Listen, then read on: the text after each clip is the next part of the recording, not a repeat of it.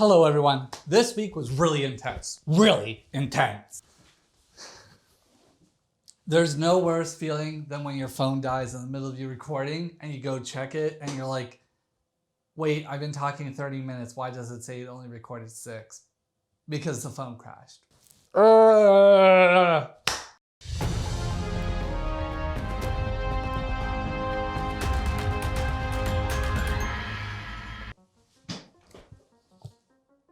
Hello everyone.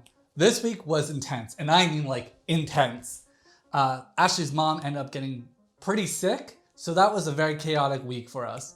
Now, outside of that, our week was pretty boring. I didn't get to do a lot of what I wanted to do for the YouTube stuff. I wanted to do a dehydrator review through the ultimate deboxing of the stainless steel dehydrator, which I haven't done. The dehydrator is here. And I have 2 dehydrators. I want to compare them side by side. My seedlings in the garden, if you recall the bunch of the garden stuff where we built the garden bed, put all the soil in, we planted the seeds, and now, I have not failed you, YouTube. Through the wisdom of YouTube, I have been able to successfully have some seeds germinate and sprout up. Let's show you a little bit of that.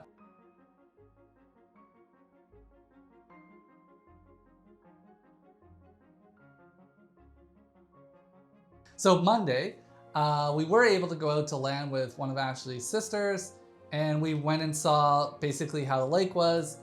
I don't think we got a lot of footage, like of the camera and showing it, but there was minnows everywhere, like in the water. We went in, there was just minnows everywhere, very active lake, minnows like the size of my finger, and this was really good because it meant, great, that's a good fishing spot. Oh, what I wanted to tell you was the change. I hope I have the footage to show you the change of like 2 weeks before when we went to land and 2 weeks after. Hopefully I have the footage to show you the difference of like what 2 weeks can make. We've never seen it with the leaves on. When we went and first saw the land and bought the land, it was in December. So with this YouTube journey, you're kind of seeing the land through the seasons as we see it. And the difference is like night and day. Like before it was like, this doesn't look so bad to tackle, and like when we went through the winter, it's like, there's a lot of like small trees, and okay, there's a lot of stuff to cut down, but we should be able to do it. And now we go, it's like, man, this is like a forest. Like this is thick, there's just trees everywhere, like everything is filled in. We have plans for the land.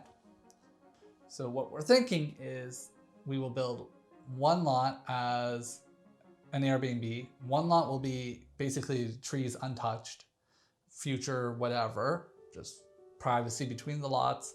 And then one lot will be eventually our house. The reason why we're looking at the Airbnb is it's a stepping stone for us to get up to building our house there.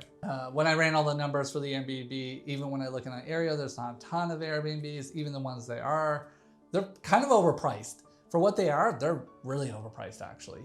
And then we pulled up prefab, and it was like, actually we can do like 1,000 square foot, 2-bedroom, brand new prefab there with like foundation, septic, the hydro pole installed, some basic landscaping, all this jazz. And total cost was gonna be about, let's say, it depends on the prefab, but 200 to 280,000.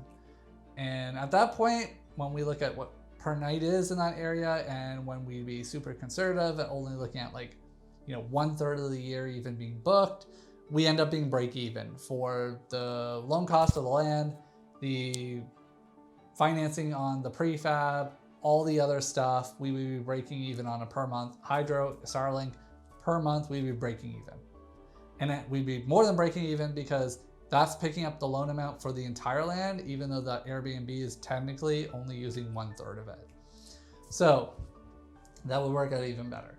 Now on the off-season days, or the days where that Airbnb is not booked, that opens it up for vacation time for me and Ashley to go out there and just spend quality time out in nature, as well as friends and family.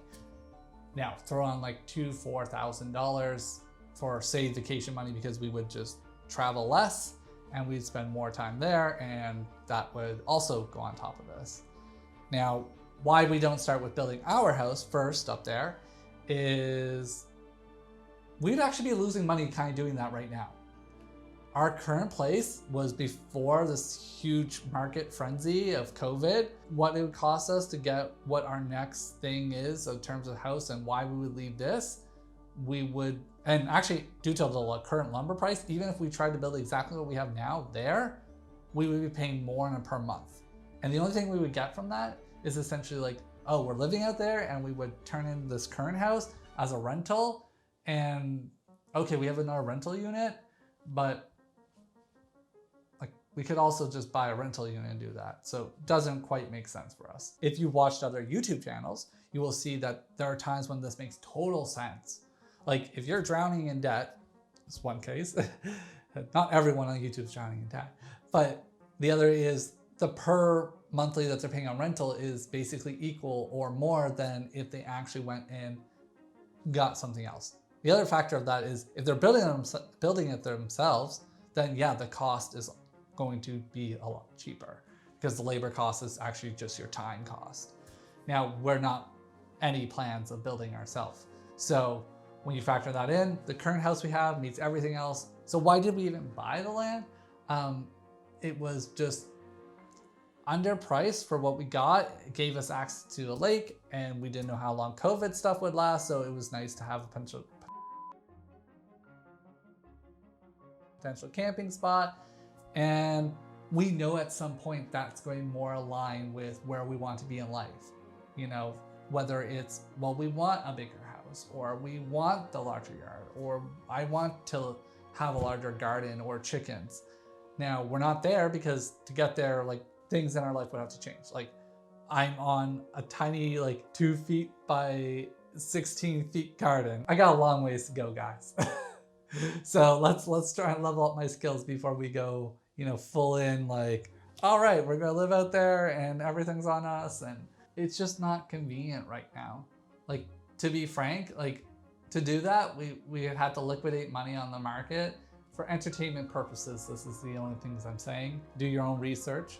But I think the market is undervalued right now. Just selling the money and paying capital gains on that and using the money for something that's not going to really net us anything at the moment makes no sense for us. I don't want to liquidate anything, and we're holding in the market. We'll just get wait out probably in a year. You're not going to see like a crazy fast ultra homesteader build. It's going to be a slow journey with us to get to a more like typical YouTuber homestead thing. You get to see the long journey to see that it's doable for anyone. It doesn't have to happen overnight, and it doesn't mean that you have to do something crazy drastic in your existing life, like live in a van and sell everything you own, and that's the only way you're going to ever, and you have to pick up all these 10 trillion skills all at once to be able to do something like this.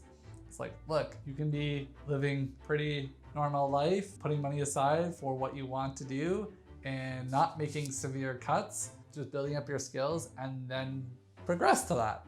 And that's more what I'm going to be doing on this channel. It was starting to look a little bit foresting.